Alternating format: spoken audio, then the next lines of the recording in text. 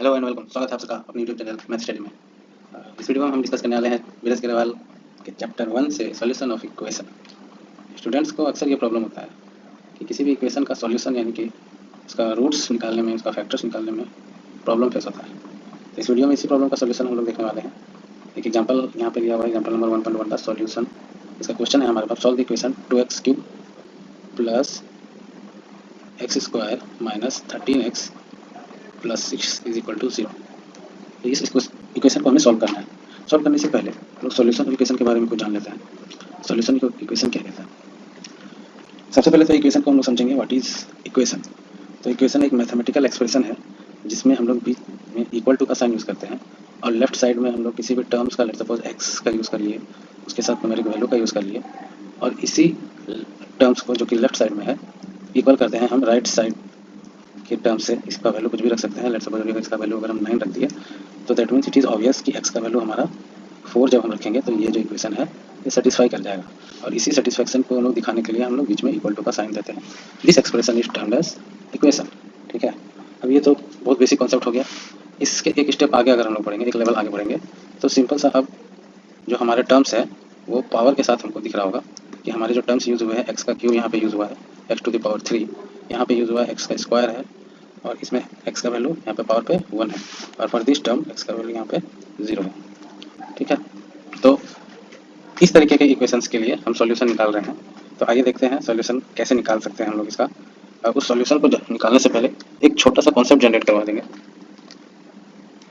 कि हमारा जो इक्वेशन है, इस इक्वेशन को हम लोग एक्सप्रेस करने के लिए किस फॉर्म में रख सकते हैं। लेट सपोज कि एक हमारे पास एक एफ ऑफ एक्स मान के चल रहे हैं। This is equal to a nought x to the power n plus, अब ये जो ए नॉट का वैल्यू है ये इंक्रीजिंग ऑर्डर में आगे बढ़ते जाएगा। दैट मीन्स कि ए नॉट की जगह पे आप लिखेंगे A1 और जो पावर है एक्स टू दी पावर है ये डिक्रीजिंग ऑर्डर में चलता जाएगा। दैट मीन्स यहाँ पे n पावर पे n-1। इसी ऑर्डर को हम लोग आगे फर्दर कंटिन्यू करते जाएंगे। तो next term will be A2 x to the power n-2। इसको फर्दर कंटिन्यू करते जाएंगे। कंटिन्यू करते करते करते हमारे पास जो सेकंड लास्ट टर्म बचेगा वो A1 2 3 ऐसे ऐसे करते करते हम लोग कहाँ तक पहुँचेंगे। सेकंड लास्ट टर्म जो होगा वो AN-1 हो जाएगा और x पे पावर क्या हो जाएगा, x पे पावर 1 हो जाएगा। This is the second last term and the last term will B AN और x टू द पावर 0। ये हमारा एक्सप्रेशन हो गया किसी भी इक्वेशन का। ठीक है, अब इस इक्वेशन में हम ये, इस एक्सप्रेशन में हम ये मान के चलते हैं कि जो A0 है, A1 है, A2 है, ये सारे वैल्यूज़ क्या हैं, दीज ऑल आर कॉन्स्टेंट्स। ये सारे वैल्यूज़ हैं constants, these all are constants.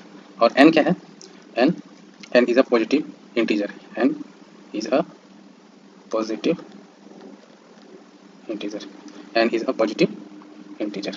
ठीक है, अब n एक पॉजिटिव इंटीजर ले लिया। इस पूरे एक्सप्रेशन को हम और एक टर्म दे सकते हैं which is called as polynomial. इसको क्या बोलेंगे, पॉलिनोमियल। और ये किस वेरिएबल्स के अकॉर्डिंग ये सेट हुआ है, तो वेरिएबल है हमारा x, तो इसको बोलेंगे पॉलिनोमियल इन x। अब डिग्री हमारा है वो किसके रेस्पेक्ट में है, n के रेस्पेक्ट में है, तो लिखेंगे ऑफ डिग्री n। ठीक है, तो ये डिग्री का भी यहाँ पे थोड़ा सा कॉन्सेप्ट अगर हम बता दे तो जो हमारा सबसे हाईएस्ट पावर होता है, जैसे कि इस इक्वेशन में अगर हम देखें तो सबसे highest power x to the power 3 है, तो ये जो हमारा इक्वेशन होगा इसका डिग्री हो जाएगा 3, डिग्री हो जाएगा 3। इसीलिए हम यहाँ पे लिखे पॉलिनोमियल इन x और डिग्री n, क्योंकि हाईएस्ट पावर जो है x to the power n है, यहाँ पे x to the power n है। ठीक है, ये तो हो गया बात पॉलिनोमियल का एक्सप्रेशन का। ठीक है, अब इसी एक्सप्रेशन को, ये जो हमारा f ऑफ x है, इसी एक्सप्रेशन को अगर हम इस तरीके से लिखें, f of x is equal to 0। इसको क्या हम मान के चले कि ये इक्वल टू 0 हो जाएगा। जो भी हमारे पास पॉलिनोमियल है, जो भी इक्वेशन है, उसका वैल्यू राइट हैंड साइड में अगर 0 है तो उसको एक नया हम लोग टर्म से जानते हैं, that is algebraic equation, that is algebraic equation. और हमको पता है ये क्या किस डिग्री का है, और डिग्री n। बहुत ईजी हो गया है ना। पॉलिनोमियल समझ गए, अलजेब्रिक इक्वेशन समझ गए। अलजेब्रिक इक्वेशन और पॉलिनोमियल में क्या चेंजेस हुआ, मेरे पास जो फंक्शन f ऑफ x था वो अगर हम लोग a0 x और डिग्री n के टर्म में हम उसको सजा दिए तो ये पॉलिनोमियल का फॉर्म बन गया, एक्सप्रेशन हो गया, और उसी को जब हम लोग इक्वल टू 0 कर दिए तो वो एक अलजेब्रिक इक्वेशन हो गया, है ना। अब आगे बढ़ते हैं। यहाँ हमने यूज़ किया है वेरिएबल एक्स का, है ना, पॉलिनोमियल इन एक्स, वेरिएबल एक्स का हमने यूज़ किया। इसी एक्स वेरिएबल को यूज़ नहीं करके हम किसी या फंक्शन ऑफ एक्स यहाँ पे यूज़ नहीं करके किसी और फंक्शन का अगर हम यूज़ करें, लेट्स सपोज कि कोई ट्रिग्नोमेट्रिक फंक्शन का यूज़ करें, ट्रिगोनोमेट्रिक फंक्शन का यूज़ करें, या फिर लॉगरिथमिक फंक्शन का यूज़ करें, या फिर एक्सपोनेंशियल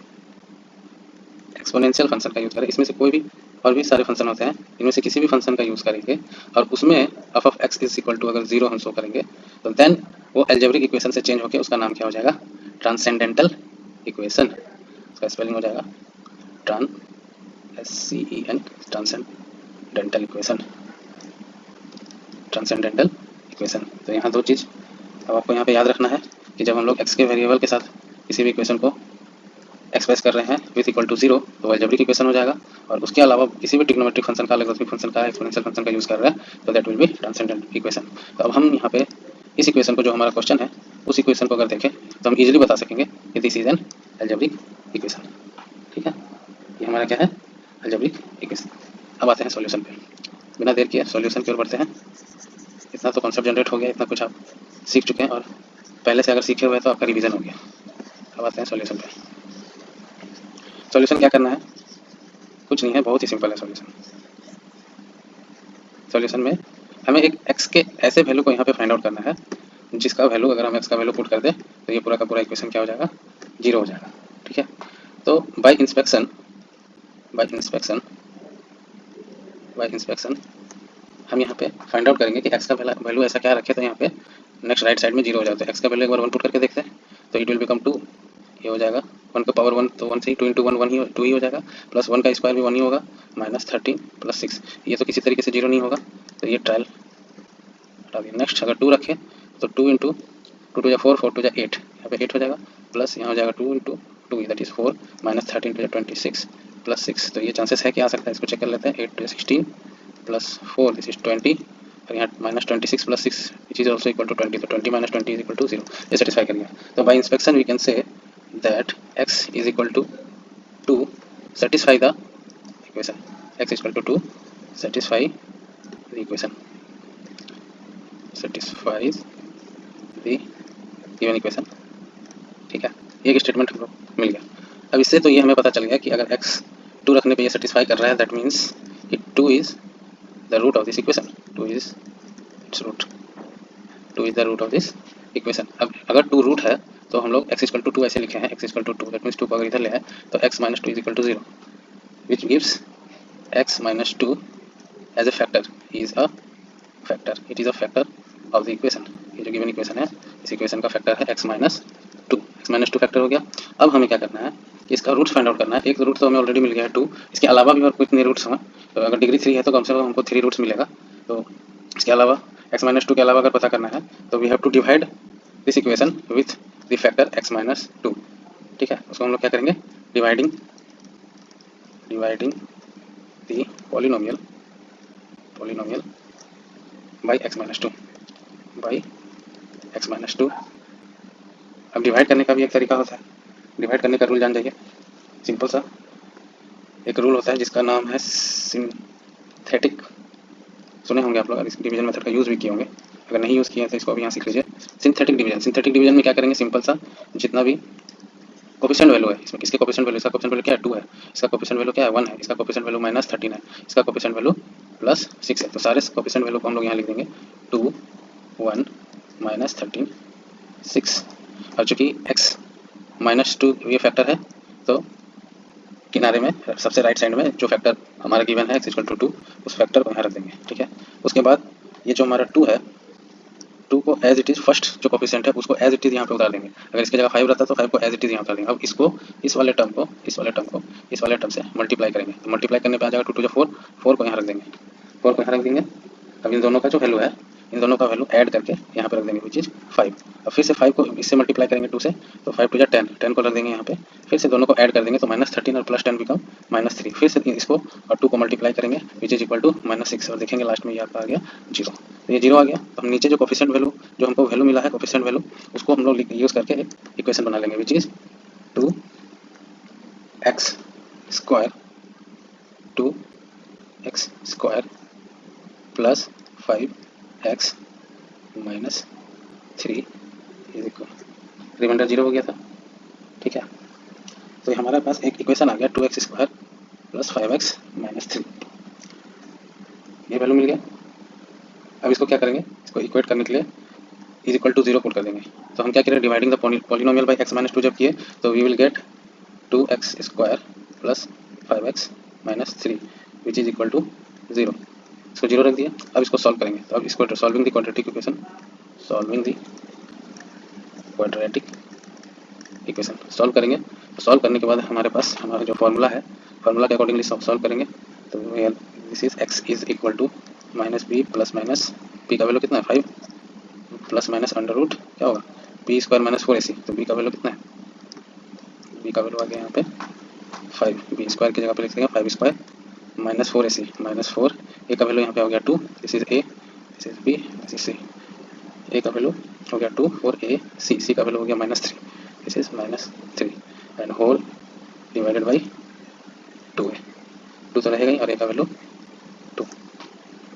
अब इसको जब सॉल्व करेंगे तो प्लस माइनस में एक वैल्यू आ जाएगा, this is equal to minus plus minus 525 4 2 8 8 3 24 24 minus 25 which is 1 और 1 का 25 8 8 8 3 24 हो गया, माइनस माइनस क्या हो जाएगा प्लस हो जाएगा। इसको सॉल्व कर लेते हैं यहीं पे,